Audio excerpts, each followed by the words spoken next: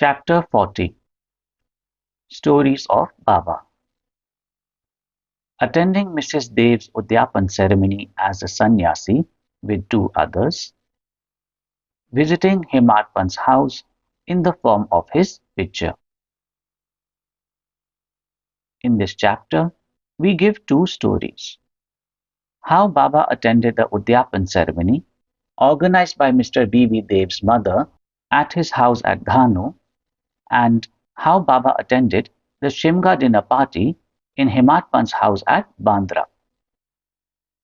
Preliminary. Blessed is Shri Sai Samat, who gives instructions in both temporal and spiritual matters to his devotees and makes them happy by enabling them to achieve the goal of their life. Sai, when places his hand on their heads, transfers his powers to them, and thus destroying the sense of differentiation, makes them attain the unattainable thing. He, who embraces the bhaktas, who prostrate themselves before him with no sense of duality or differentiation, he becomes one with the bhaktas, as the sea with the rivers. Now to revert to the stories of this chapter. Mrs. Dev's Udyapan ceremony. Mr. B.V. Dev was the Mamlatdar at Dhanu, Thana district. His mother had observed 25 or 30 religious vows, and a Udyapan concluding ceremony in connection therewith was to be performed. This ceremony included the feeding of 100 or 200 Brahmins.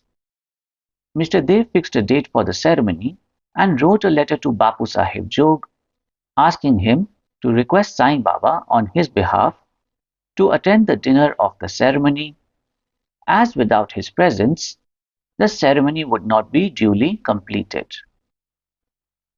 Bapu Sahib Jog read out the letter to Baba. Baba noted carefully the pure-hearted invitation and said, I always think of him who remembers me. I require no conveyance, carriage, tonga, train, or aeroplane. I manifest myself to him who lovingly calls me. Write to him a reply that three of us, the trio, myself, yourself, and a third person, will go and attend it. Mr. Jog informed Mr. Dev of what Baba said. Mr. Dev was much pleased, but he knew that Baba never went to any place except Rhata, Rui, and Neemgaon in person. He also thought that nothing was impossible for Baba, as he was all-pervading, and that he might suddenly come in any form and fulfill his words.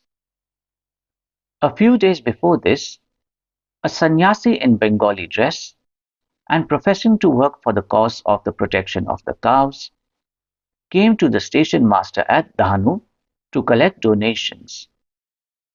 The station master told him to go into the town and see the Mamlatdar, Mr. Dev, and with his help collect funds. Just then, the Mamlatdar happened to come there. The station master then introduced the sannyasi to him. Both sat talking on the platform. Mr. Dev told him that a subscription list for some other charitable cause had already been prepared by the leading citizen Rao Sahib Narottam Shetty, and so it was not proper to start another subscription list, and that it would be better if he would visit the place after 2 or 4 months.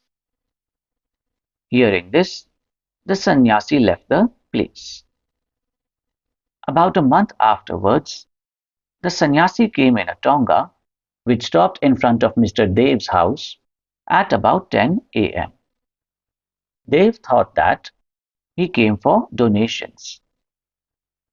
On seeing him busy with the preparations of the ceremony, the sannyasi said that he had not come for money, but for meals.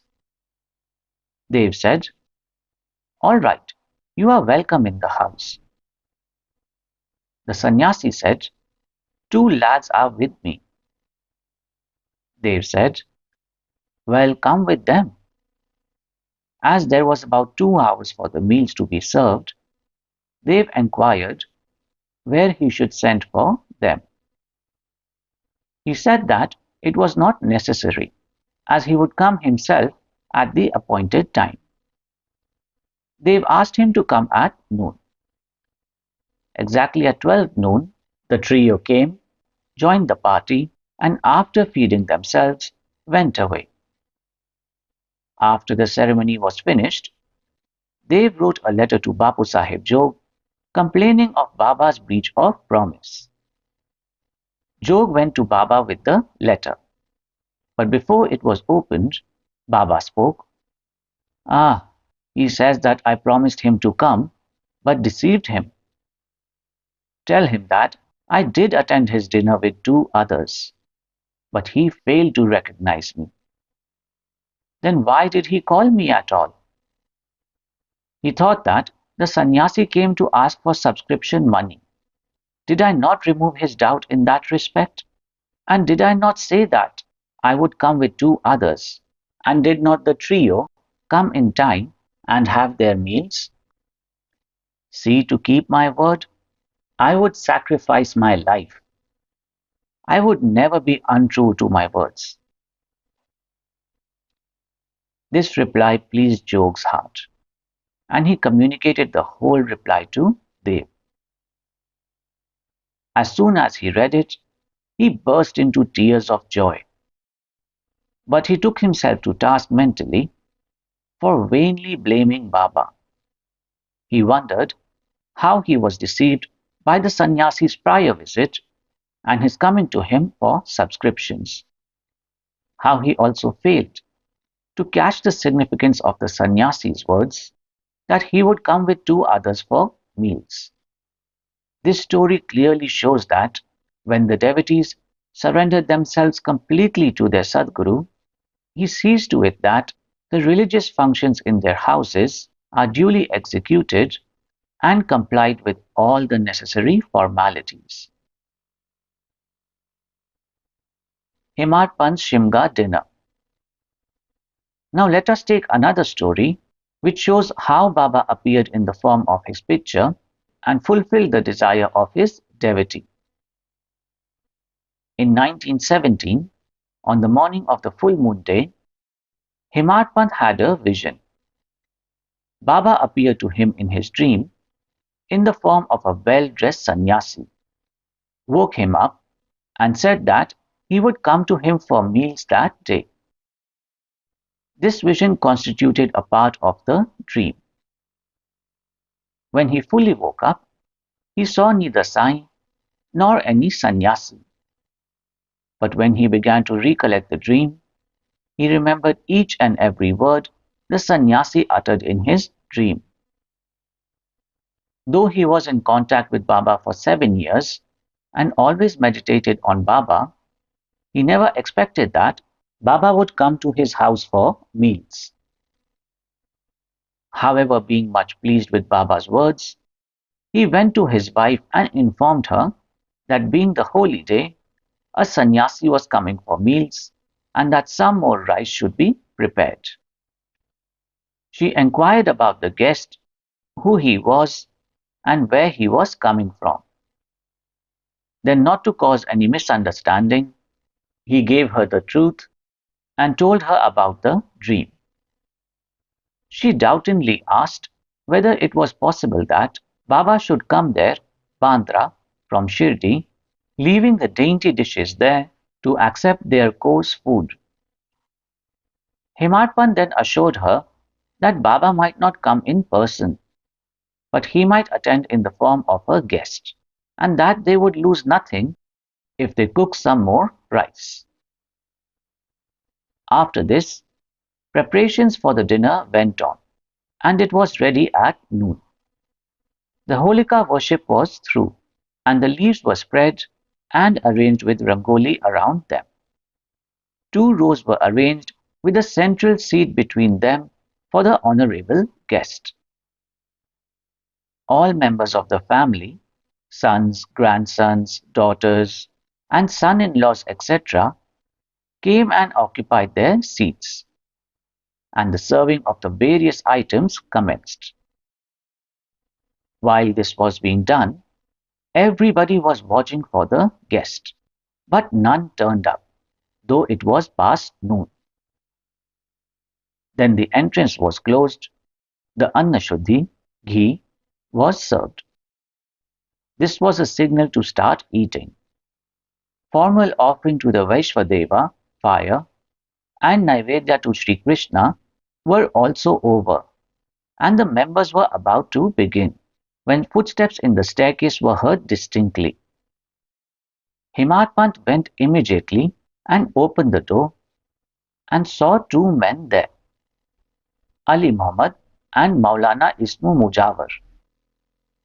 These two persons, seeing the meals were laid out and all the members were about to begin eating, apologized to Hemadpant and requested him to excuse their interference. They said, "You left your seat and came running to us. Others are waiting for you.